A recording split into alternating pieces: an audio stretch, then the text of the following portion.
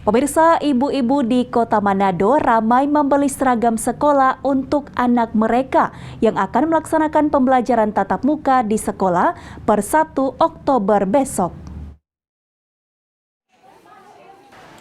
1 Oktober merupakan jadwal digelarnya pembelajaran tatap muka di sekolah yang telah ditetapkan oleh pemerintah Kota Manado. Menjemput kegiatan PTM nampak Kamis siang di pusat perbelanjaan Kota Manado, tepatnya di sejumlah titik kawasan Pasar 45, ramai ibu-ibu atau orang tua wali murid membeli seragam sekolah untuk anak-anak mereka. Kebetulan besok cuma karena hari Jumat ya seragam pramuka, jadi tuh anak karena 1 tahun sunat sekolah.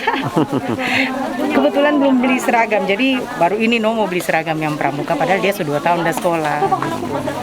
Karena sekolah online, jadi baru hari ini mau beli DP seragam pramuka gitu.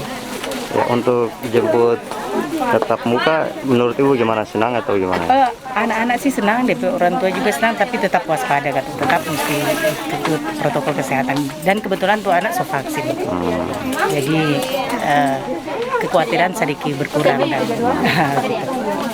Iya, kalau seragam putih biru biasa kan kalau orang coba foto, kalau bikin tugas berfoto apa, kebetulan karena besok hari Jumat mesti pakai pramuka. Beli baju bagaimana nih? Iya, soalnya besok kan sama masuk, jadi cuma ambil kesempatan hari ini sih itu orang mau beli ya anak-anak pakai baju. Baju apa saja itu yang? Karena besok hari Jumat jadi pramuka. Pramuka. Soalnya kan belum pernah sekolah tuh, jadi DP baju per besok hari Jumat itu ada, kalau putih merah kan biasa tuh. Iya.